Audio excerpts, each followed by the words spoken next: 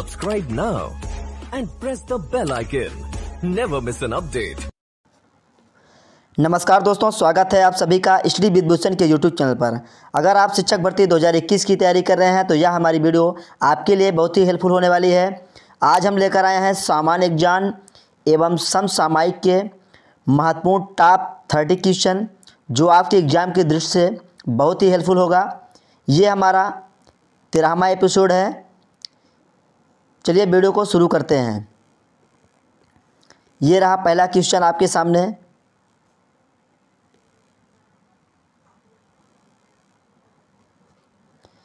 पहला क्वेश्चन, महात्मा गांधी भारतीय राष्ट्रीय कांग्रेस के अध्यक्ष किस वर्ष बने? 1923, 1924, 1925, 1922। तो महात्मा गांधी भारतीय राष्ट्रीय कांग्रेस के अध्यक्ष 1924 में बने। तो इस प्रश्न का ऑप्शन भी सही जवाब होगा।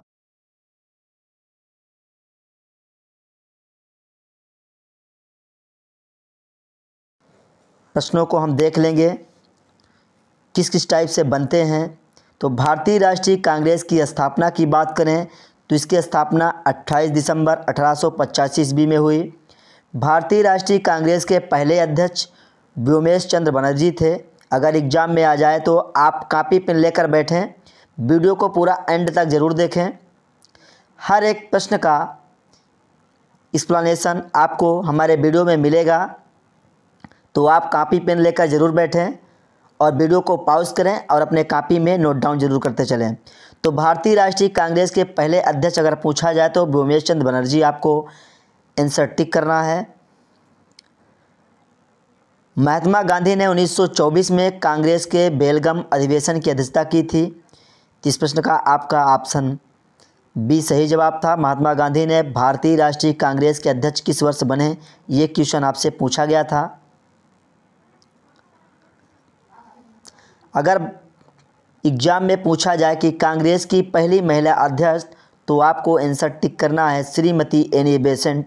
या तो आप लिखते चलिए, कांग्रेस की पहली महिला अध्यक्ष श्रीमती एनी बेसेंट थी। कांग्रेस के पहले मुस्लिम अध्यक्ष बदरुद्दीन तैयब जी थे, जिन्होंने 1887 ईस्वी में मद्रास अधिवेशन में अध्यक्षता की थी। बढ़ेंगे अगले प्रश्न की ओर। प्रश्न नंबर 2, वेदों के गद्य प्रकरण क्या कहलाते हैं? तो वेदों के गद्य प्रकरण ब्राह्मण ग्रंथ कहलाते हैं। तो इस प्रश्न का ऑप्शन बी सही जवाब होगा। अगर वेद के भाग पूछे जाए तो आपको संहिता, ब्राह्मण ग्रंथ, आरण्यक, उपनिषद, ये वेद के भाग हैं। बढ़ेंगे अगले प्रश्न की ओर।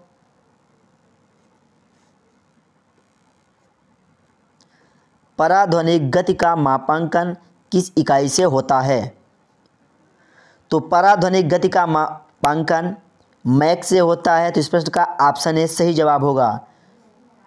भूकंप की तीव्रता का पैमाना रिक्टर स्केल होता है। तो यहाँ रिक्टर की बात करी गई है, तो रिक्टर से भूकंप की तीव्रता मापी जाती है। आवृत्ति का मात्रक हर्ट्ज होता है। तो इस प्रश्न का अगर आपसे ऐसा प्रश्न मिले एग्जाम में कि आवृत्ति का मात्रक, तो आपको आंसर टिक करना है हर्ट्ज होता है। यहाँ नाट लिखा गया है, तो नाट दूरी मापने का यंत्र होता है। 1 नाटिकल मील बराबर 1.852 किलोमीटर होता है। आप नोट डाउन करते चलिएगा। 1 फैदम बराबर होता है 1.8 मीटर। तो आपसे एग्जाम में इसी तरह के क्वेश्चन पूछे जाते हैं। आपके चारों ऑप्शन को हमने एक्सप्लेन करते हुए चलना है इस वीडियो में, तो आप इस वीडियो को एंड तक ज़रूर देखिएगा। आपको हर एक क्वेश्चन के साथ विथ एक्स्ट्रा फैक्ट्स मिलता चलेगा। वीडियो को पूरा ज़रूर देखिएगा, नहीं तो आपका क्वेश्चन छूट जाएगा। चौथा क्वेश्चन आपके सामने है, रक्त लाल दिखाई देने का कारण होता है? प्लाज्मा, कतिपय स्रावों का होना, लोहिताणु, हीमोग्लोबिन। तो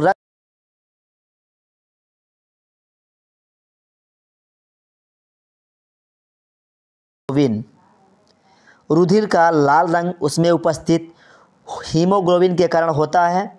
रुधिर में 55 से 60% प्लाज्मा होता है। प्लाज्मा में 90% जल होता है।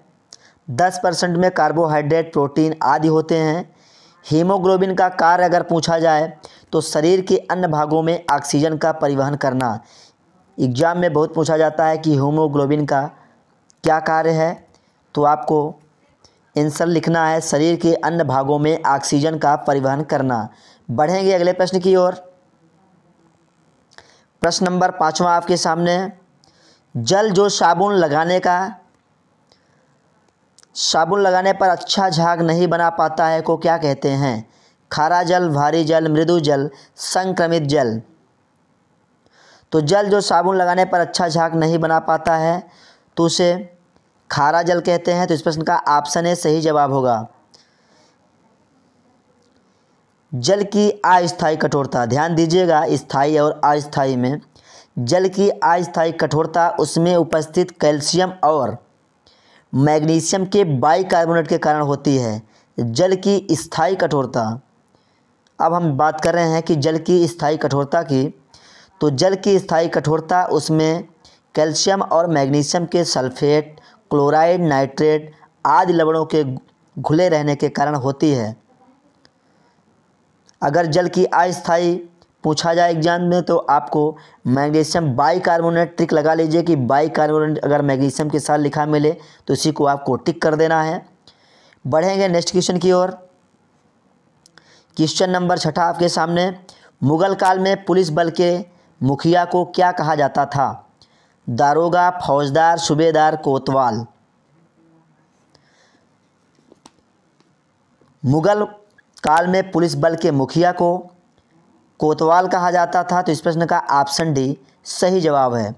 मुगल काल के प्रमुख अधिकारी एवं उनके कार्य जो होते थे सूबेदार अगर यहाँ ऑप्शन में दिया गया है तो सूबेदार जो होते थे वो प्रांतों में शांति स्थापित करना इनका मुख्य काम होता था। ये प्रांत के कार्यकारिणी का प्रधान होते थे। और फौजदार की बात की गई है तो फौजदार जिले का प्रधान या फौजी अधिकारी होता था। कोतवाल जो होता है नगर प्रधान होता है। दीवान की बात करें तो ये प्रांतीय राजस्व का प्रधान होता था। बढ़ेंगे नेक्स्ट क्वेश्चन की ओर। क्वेश्चन नंबर 7वां आपके सामने। प्राचीनतम वेद कौन सा है? ऋग्वेद, अथर्ववेद, यजुर्वेद, सामवेद।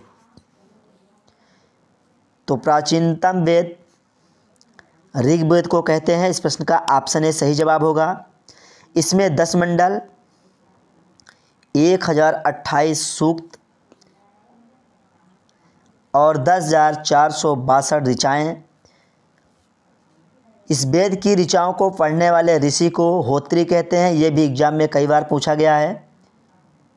यजुर्वेद एक ऐसा वेद है जो गद्य एवं पद्य दोनों में है। ये भी आप ध्यान में रखेंगे। अगर सामवेद की बात करें तो सामवेद भारतीय संगीत का जनक माना जाता है।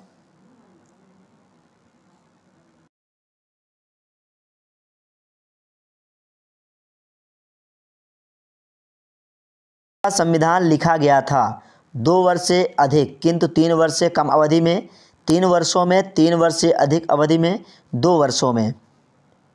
तो भारत का संविधान 2 वर्ष से अधिक किंतु 3 वर्ष से कम अवधि में लिखा गया था, क्योंकि संविधान निर्माण में 2 वर्ष 11 माह 18 दिन का समय लगा था। अगर आप नहीं भी जानते हैं तो आप अपने कॉपी में नोट डाउन करें।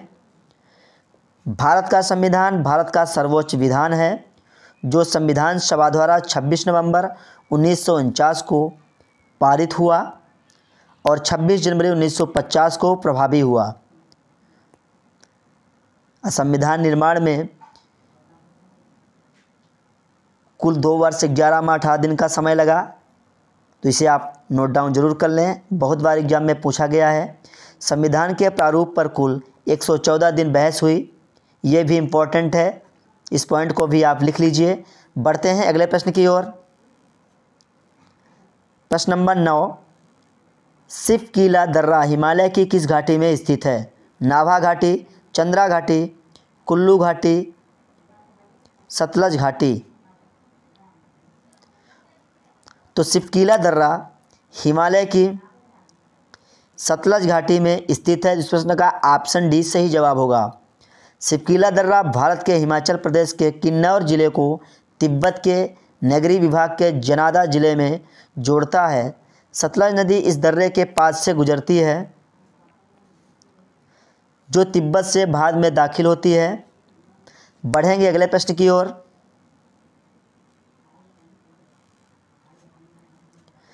प्रश्न नंबर 10वां आपके सामने। त्रिपुरा को कब भारत के पूर्ण राज्य का दर्जा दिया गया? 1956, 1972, 1975, 1947। तो त्रिपुरा को भारत के पूर्ण राज्य का दर्जा 1972 में दिया गया था। तो इस प्रश्न का ऑप्शन भी सही जवाब होगा। त्रिपुरा भारत का तीसरा सबसे छोटा राज्य है।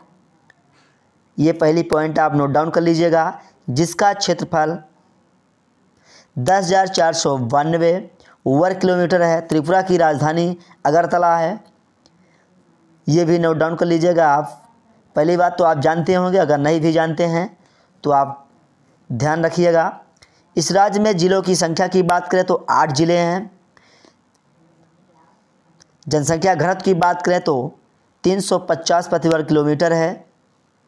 इसका गठन 21 जनवरी 1972 में हुआ।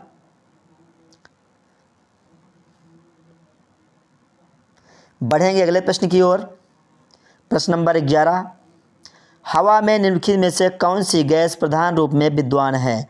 Argon, carbon dioxide, nitrogen, oxygen. हवा में नाइट्रोजन गैस जो है प्रधान रूप से विद्यमान है।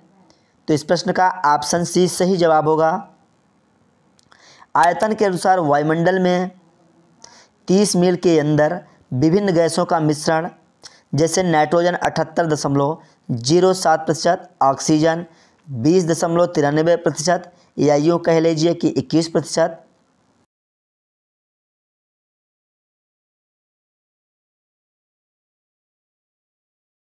के ताप को बनाए रखने के CO2 एवं जल वाष्प उत्तरदायी हैं। बढ़ेंगे अगले प्रश्न की ओर। प्रश्न नंबर 12वां आपके सामने। ऋग्वेद में निम्नलिखित में से किस देवता को सर्वाधिक महत्ता का वर्णन है? वरुण, इंद्र, अग्नि, शिव। तो सही जवाब होगा आपका ऑप्शन बी। ऋग्वेद में इंद्र देवता की सर्वाधिक महत्ता का वर्णन मिलता है। तो इस प्रश्न का ऑप्शन बी सही जवाब होगा। ऋग्वेद में इंद्र का सर्वाधिक वर्णन 250 ऋचाओं में है, और ये अग्नि का वर्णन 200 ऋचाओं में किया गया। ऋग्वेद में 10 मंडल और 1028 श्लोक हमने आपको ऊपर ही बताए हैं। यहाँ ऋग्वेद की बात की गई, इसलिए हम आपको दोबारा से रिपीट कर रहे हैं ताकि आपको याद हो जाए। गायत्री मंत्र का उल्लेख ऋग्वेद में है। तो इस प्रश्न का आप ध्यान रखेंगे। अगर एग्जाम में पूछा जाए कि गायत्री मंत्र कहाँ से लिया गया या कहाँ से उल्लिखित है, तो ये ऋग्वेद से है। और यह मंत्र सूर्य की स्तुति में दिया गया है। सामवेद को भारतीय संगीत का स्रोत माना जाता है। ये भी पॉइंट आप ध्यान में रखेंगे। बढ़ेंगे अगले प्रश्न की ओर। प्रश्न नंबर 13वां। निम्नलिखित में से किस भारतीय पुरातन ग्रंथ में अपराध और अपराधी का जिक्र आता है? अर्थशास्त्र, मनुस्मृति, न्याय मीमांसा, उपर्युक्त सभी। तो सही जवाब होगा आपका ऑप्शन डी, उपर्युक्त सभी। अर्थशास्त्र, मनुस्मृति, न्याय मीमांसा, ये सब पुरातन ग्रंथ में अपराध और अपराधी का जिक्र आता है।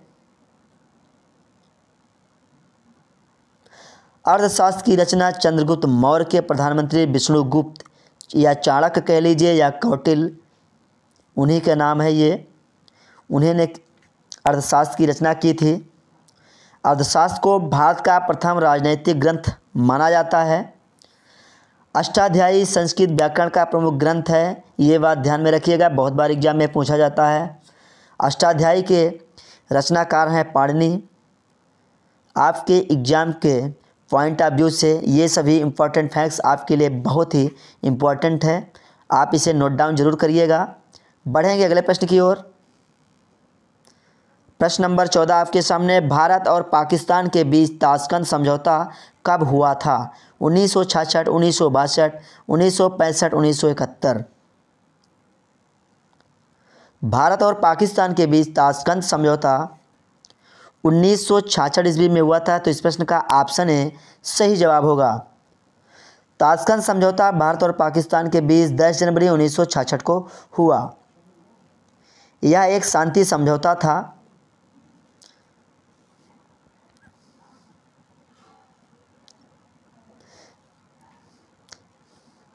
बढ़ेंगे अगले प्रश्न की ओर। प्रश्न नंबर 15 आपके सामने, निम्नलिखित में से कौन सा पुर्तगाली उपनिवेश नहीं था? बम्बई, हुगली, मछलीपट्टनम, चौल।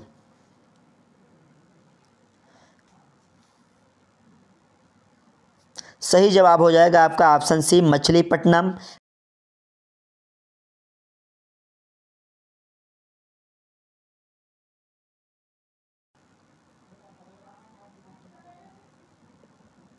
अगर पुर्तगाली बात की गई है यहाँ तो पुर्तगाल की, तो 20 मई 1498 को पुर्तगाली नाविक जिसका नाम था वास्को डिगामा कालीकट पहुँचा था, जो दक्षिण पश्चिम भारत में स्थित एक महत्वपूर्ण समुद्री बंदरगाह है।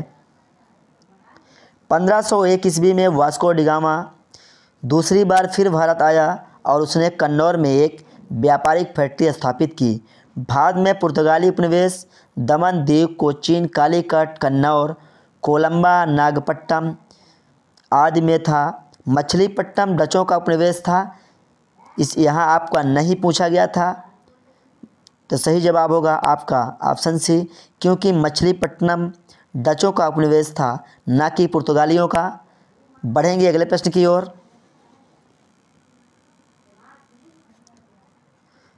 प्रश्न नंबर 16वां, निम्नलिखित में से कौन सा एक ज्ञान के सिद्धांत पर बल देता है? योग दर्शन, वेदांत दर्शन, सांख्य दर्शन, उपनिषद। तो सही जवाब होगा आपका ऑप्शन डी, उपनिषद एक ज्ञान के सिद्धांत पर बल देता है।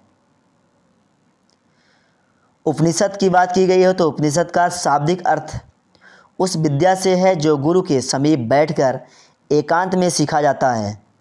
इसमें आत्मा और ब्रह्मा के संबंध में दार्शनिक चिंतन है। ये भारतीय दार्शनिकता के मुख्य स्रोत भी है। उपनिषदों की संख्या 108 है। ये एग्जाम पॉइंट ऑफ व्यू से आपको नोट करना ज़रूरी है। उपनिषदों की संख्या बहुत बार एग्जाम में पूछा गया है। उपनिषदों की संख्या 108 है। इन्हें वेदांत भी कहते हैं, तो अगर उपनिषद ना लिखकर वेदांत आ जाए तो भी आपको ध्यान रखना है, एक ही बात है दोनों। षड दर्शन या सांख्य दर्शन योग, वैशेषिक न्याय, पूर्व मीमांसा, उत्तर मीमांसा, आत्मा, परमात्मा, जीव, मृत्यु से संबंधित है ये। बढ़ेंगे अगले प्रश्न की ओर। प्रश्न नंबर 17, 1 मेगाबाइट कितने के बराबर होती है? 1024 gigabyte, 1000 byte, 1024 kilobyte, 1024 terabyte. Examiner ऐसा ही क्वेश्चन आपके सामने रखेगा ताकि आपको कन्फ्यूजन हो और आप क्वेश्चन गलत कर जाएं।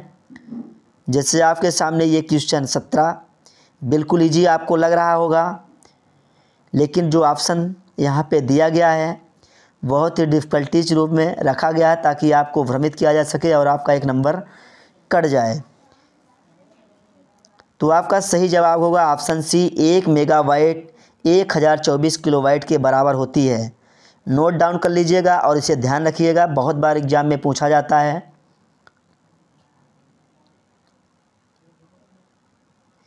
1 मेगाबाइट, मेगाबाइट का मतलब होता है एमबी।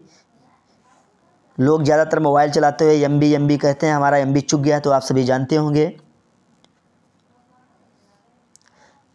और किलोबाइट का मतलब होता है, इसे अंग्रेजी में केबी बोलते हैं। 1 बाइट बराबर 8 बिट होता है, इसे भी आप अपने कॉपी में नोट डाउन कर लीजिए। 1 मेगाबाइट बराबर 1024 किलोबाइट, ये आपका क्वेश्चन पूछा गया।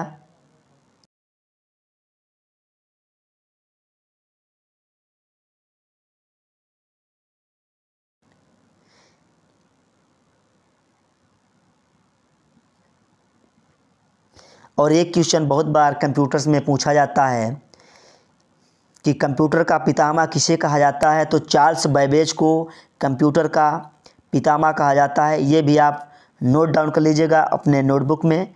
बढ़ेंगे अगले प्रश्न की ओर। प्रश्न नंबर 18 आपके सामने, निम्नलिखित में से किस मुगल शासक ने अंततोगत्वा मेवाड़ के शासक महाराणा प्रताप सिंह के पुत्र राणा अमर सिंह को एक समझौता किया? शाहजहां, अकबर, जहांगीर, किसी भी मुगल शासक ने ऐसा नहीं किया। तो सही जवाब होगा आपका ऑप्शन सी, जहांगीर। मुगल शासक ने अंततोगत्वा मेवाड़ के शासक महाराणा प्रताप सिंह के पुत्र राणा अमर सिंह से एक समझौता किया, तो जहांगीर ने किया था। राणा अमर सिंह महाराणा प्रताप के पुत्र थे, ये बात आप ध्यान में रख लें या तो नोट डाउन करें। और वे जहांगीर द्वारा करवाए गए आक्रमण में असफल हो गए। अंत में जहांगीर ने मेवाड़ पर अधिकार कर लिया। अमर सिंह हारकर जहांगीर से समझौता कर लिए। शिवाजी को औरंगजेब ने 1966 ईस्वी में जयपुर भवन में कैद कर लिया था। ये भी आपको पॉइंट ध्यान में रखना है। बढ़ेंगे अगले प्रश्न की ओर। प्रश्न नंबर 19, गरीबी हटाओ का नारा किस पंचवर्षीय योजना काल में दिया गया था? पंचवर्षीय, पाँचवीं पंचवर्षीय योजना, तृतीय पंचवर्षीय योजना, चौथी पंचवर्षीय योजना, छठवीं पंचवर्षीय योजना। तो गरीबी हटाओ का नारा छठी पंचवर्षीय योजना में दिया गया था। इस प्रश्न का ऑप्शन डी सही जवाब होगा। छठी पंचवर्षीय योजना का मुख्य उद्देश्य था गरीबी उन्मूलन और रोजगार में वृद्धि। छठी पंचवर्षीय योजना का कार्यकाल की बात करें तो 1980 से 1985 तक था और पाँचवीं पंचवर्षीय योजना का कार्यकाल केवल 4 वर्ष था, जो अपने निर्धारित समय से पूर्व समाप्त हो गई थी। तो ये भी पॉइंट आप ध्यान में रख लीजिएगा। बढ़ेंगे अगले प्रश्न की ओर। प्रश्न नंबर 20, निम्नलिखित में कौन सा युग्म सुमेलित नहीं है? तो सही जवाब होगा आपका ऑप्शन ए, कावेरी मैसूर। ये सही सुमेलित नहीं है क्योंकि कावेरी नदी का उद्गम स्थल कर्नाटक के कुर्ग जिले में स्थित ब्रह्मगिर पहाड़ी से है।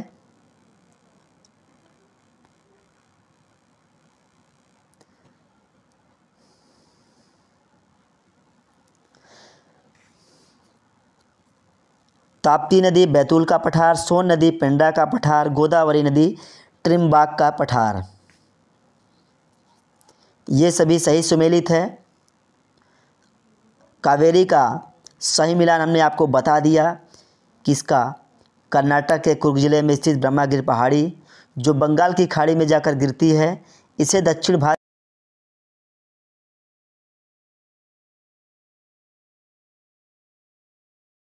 के रूप में भी जाना जाता है। बहुत बार एग्जाम में पूछा गया है कि दक्षिण भारत की गंगा को किसे कहा जाता है। गोदावरी नदी को वृद्ध गंगा या दक्षिण गंगा कहा जाता है। तो ये दूसरी पॉइंट आपको ध्यान में रखना है। साबरमती का उद्गम स्थान अगर पूछा जाए तो उदयपुर जिले में अरावली पर्वत पर स्थित जय समुद्र झील है। तो 3 पॉइंट आपके एग्जाम के लिए बहुत ही हेल्पफुल और ज़रूरी है, तो आप नोट डाउन कर लीजिए या तो आप ध्यान रखें। बढ़ेंगे अगले प्रश्न की ओर। प्रश्न नंबर 21 आपके सामने, उत्तर प्रदेश राज्य में निम्नलिखित में सबसे ऊंचा बांध कौन सा है? माता टीला बांध, रामगंगा बांध, मेजा बांध, रिहंद बांध। अगर उत्तर प्रदेश की बात की गई है तो भारत के जनसंख्या की दृष्टि से सबसे बड़े राज्य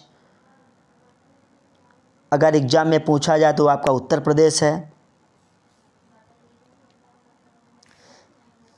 बांध के हिसाब से सबसे ऊंचा उत्तर प्रदेश राज्य में सबसे ऊंचा बांध, तो इसका सही जवाब होगा आपका ऑप्शन बी, रामगंगा बांध।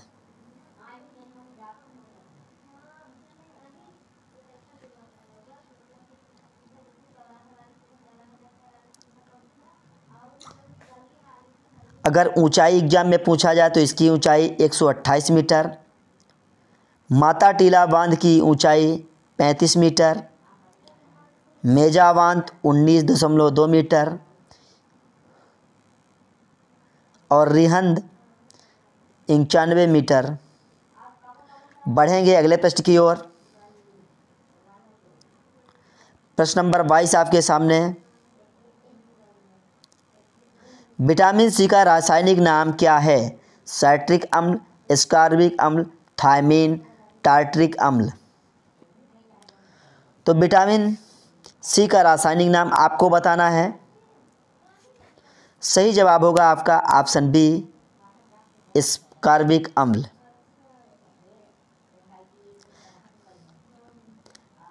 अगर विटामिन की बात यहाँ की गई है प्रश्न में, तो विटामिन का आविष्कार फंक ने किया था। ये भी आप नोट डाउन करें अपने नोटबुक में। विटामिन एक प्रकार का कार्बनिक यौगिक है। इसे रक्षात्मक पदार्थ भी कहा जाता है। तो ये पॉइंट भी आप लिख लीजिए। वीडियो को पॉज करें और आप हर एक पॉइंट को नोट डाउन करते हुए चलें। आपको याद भी होता चलेगा और क्वेश्चन को आप हमेशा ध्यान में रख पाएंगे। जिससे आप को हम और डिटेल में जाएं तो विटामिन ए का रेटिनॉल रासायनिक नाम है। विटामिन B1 का थायमीन होता है। विटामिन B2 का राइबोफ्लोविन होता है। विटामिन 12 की बात करें तो साइनोकोबाल्मिन इसका रासायनिक नाम है। और विटामिन सी का एस्कॉर्बिक एसिड और विटामिन डी का कैल्सीफेरॉल और विटामिन ई को टेकोफेरॉल रासायनिक नाम बोला जाता है। तीसरा हमने आपके कुछ विटामिन के रासायनिक नाम भी बताए हैं। और विटामिन सी का रासायनिक नाम एस्कॉर्बिक एसिड, एसिड का मतलब ही अम्ल होता है, तो आप कन्फ्यूजन ना रहें। बढ़ेंगे नेक्स्ट क्वेश्चन की ओर।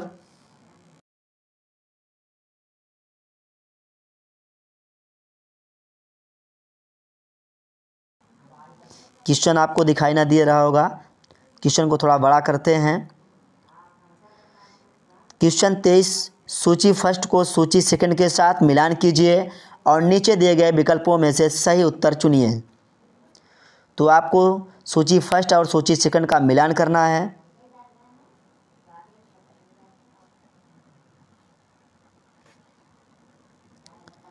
बढ़ते हैं कूट की तरफ। ये कूट है आपके सामने। अब आपको सूची भी दिख रही होगी और कूट एक बार ध्यान से आप देख लीजिए।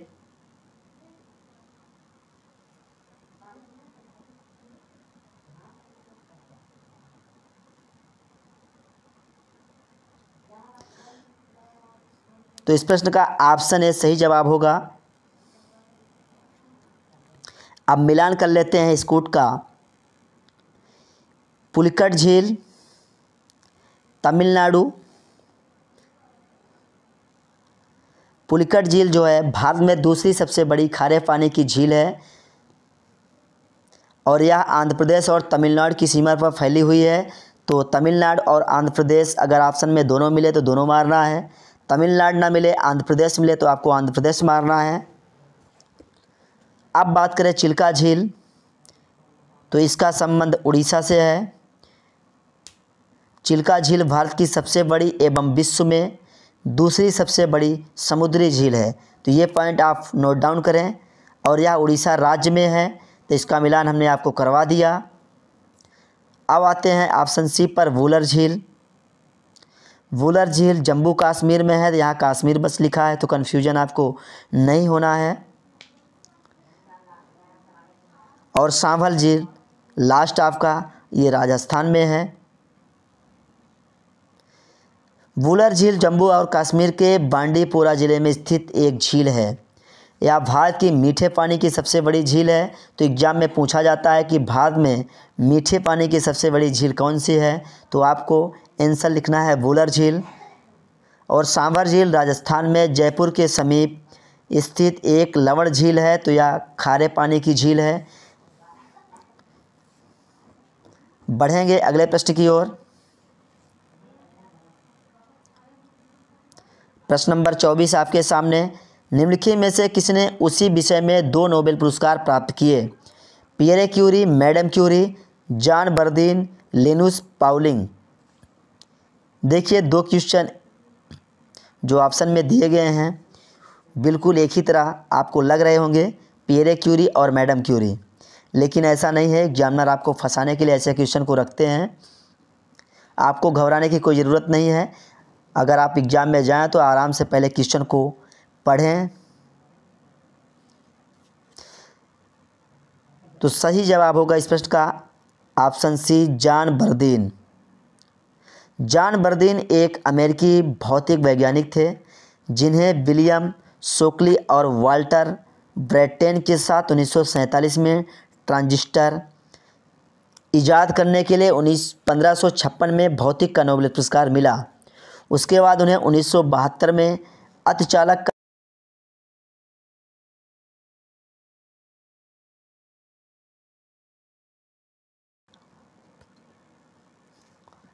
बढ़ेंगे अगले प्रश्न की ओर। प्रश्न नंबर 25 आपके सामने। भारत का हिमाद्री स्टेशन स्थित है? आर्कटिक में, अंटार्कटिक में, पूर्वोत्तर हिमालय में, पश्चिमोत्तर हिमालय में?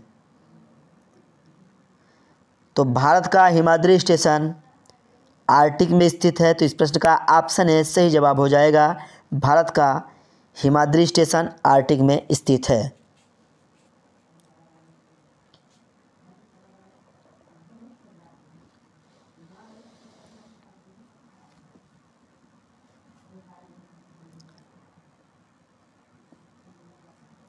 बढ़ेंगे अगले प्रश्न की ओर।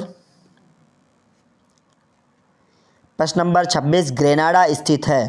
प्रशांत महासागर में, कैरिबियन सागर में, हिंद महासागर में, भूमध्य सागर में? ग्रेनाडा क्वेश्चन में दिया गया है तो शायद आप लोग नहीं भी जानते हों। अगर आप जानते हैं तो कमेंट बॉक्स में कमेंट करें। तो ग्रेनाडा एक द्वीप है, ग्रेनाडा स्थित है, ये क्वेश्चन में पूछा गया। तो इस प्रश्न का ऑप्शन बी सही जवाब होगा, कैरिबियन सागर में। ग्रेनाडा जो है कैरेबियन सागर में और अटलांटिक महासागर के मध्य स्थित है। यह जो है त्रिनिडाद एवं टोबैगो के उत्तर में स्थित है। इसका संपूर्ण क्षेत्रफल 340 वर्ग किलोमीटर है और इसकी राजधानी जो है सेंट जॉर्ज है। तो इस तरह आप हर एक पॉइंट को नोट डाउन करते चलिएगा। बढ़ेंगे अगले प्रश्न की ओर। प्रश्न नंबर 27 निम्नलिखित में से कौन सी नदी विषुवत रेखा को 2 बार पार करती है? कुछ क्वेश्चन आपको नए और बिल्कुल हट के लगे होंगे। आशा करता हूं कि वीडियो आपको अच्छी और हेल्पफुल लगी होगी। अगर वीडियो आपको अच्छी लगी है तो वीडियो को लाइक करें, अपने दोस्तों के साथ शेयर करें। अगर आप चैनल पर नए हैं तो हमारे चैनल को सब्सक्राइब करें और बेल आइकन को ऑन कर लें, जिससे आपको हर एक नए वीडियो का नोटिफिकेशन सबसे पहले मिले। अगर वीडियो आपको पसंद नहीं आती है तो आप डिसलाइक करें। तो निम्नलिखित में से कौन सी नदी विषुवत रेखा को 2 बार पार करती है या काटती है? अमेजन, नील, कांगो, नाइजर? ऐसे प्रश्न कई बार एग्जाम में आप मिल जाते हैं। इस प्रश्नों को आपको ध्यान में रखना है। इस प्रश्न का सही जवाब होगा ऑप्शन सी, कांगो। कांगो नदी विषुवत रेखा को 2 बार काटती है। इसे जायरे के नाम से भी जाना जाता है, तो यह भी जो बात है आप ध्यान में रखें। और इसे 2 बार विषुवत रेखा को काटती है। ये दोनों पॉइंट आप लिख लीजिए, नोट डाउन कर लीजिए। अगर इसकी लंबाई की बात करें तो 4700 किलोमीटर है। यह नदी जो है नील नदी के बाद दक्षिण अफ्रीका की दूसरी सबसे लंबी नदी है। ये भी पॉइंट आप नोट डाउन कर लीजिए। बढ़ेंगे अगले प्रश्न की ओर। अगर वीडियो आपको स्पीड लग रही हो तो आप YouTube के फीचर्स का इस्तेमाल करें। वहाँ 3 डॉट आप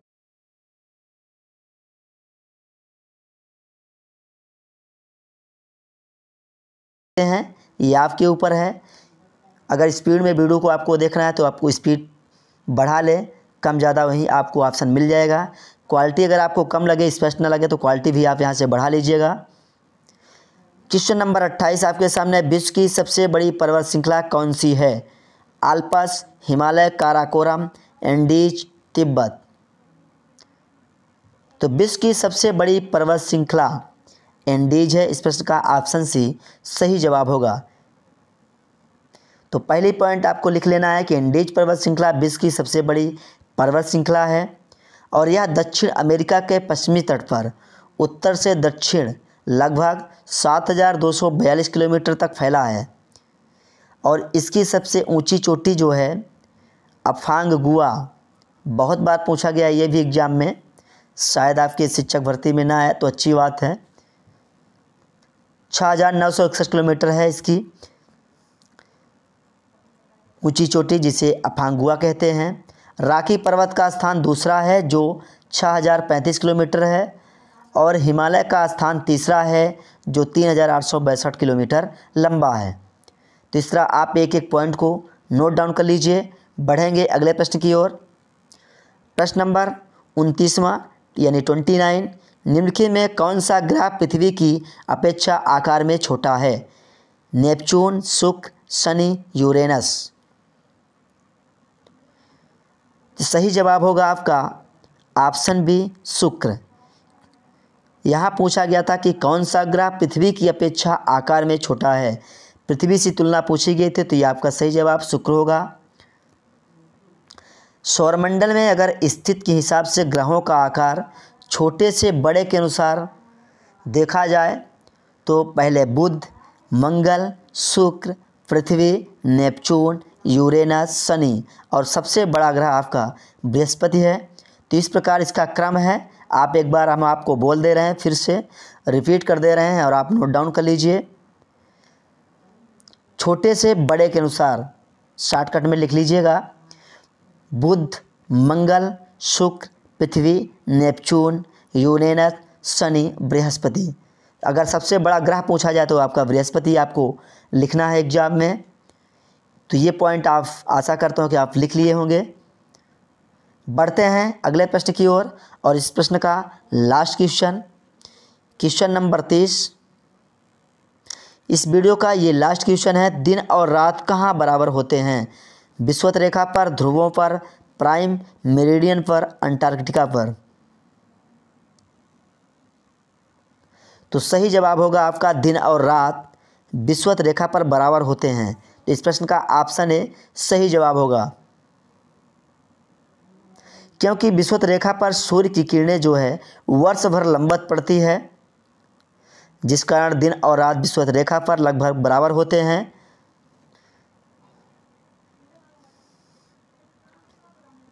इस तरह आपके 30 इंपॉर्टेंट क्वेश्चन पूरे होते हैं। आपके कितने सही हुए आप अपना आंसर कमेंट बॉक्स में कमेंट जरूर करें। मिलेंगे नेक्स्ट वीडियो में। Thank you for watching.